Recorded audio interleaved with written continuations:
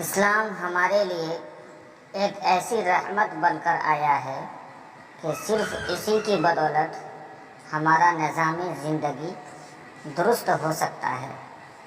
انسانی معاشرہ اسی وقت درست ہو سکتا ہے جب کہ ہم اسلامی اصولوں کو اپنائیں۔ کسی بھی قوم کا سب سے قیمتی سرمایہ بچے ہوا کرتے ہیں۔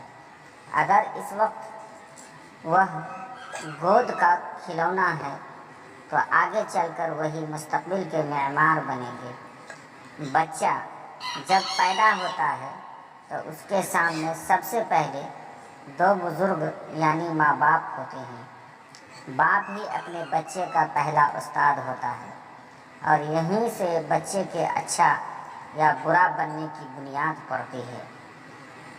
اسی استاد سے وہ اچھے یا برے جذبات و اخلاق اور اطاعت یا نافرمانی کو اپنے اندر جذب کرتا ہے۔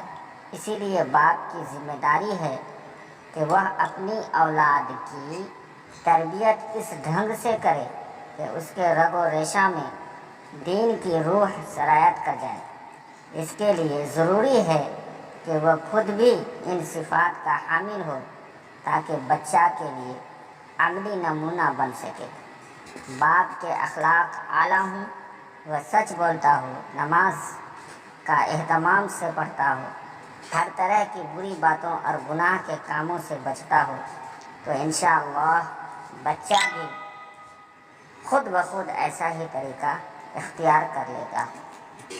آج سے 1400 سال پہلے رسول اللہ صلی اللہ علیہ وسلم نے مسلمانوں کو تربیت کے وہ اصول بتائے جن پر عمل پیرا ہو کر انہوں نے اپنے بچوں کی ایسی تربیت کی جو کہ اسلام کا معیار مطلوب تھا۔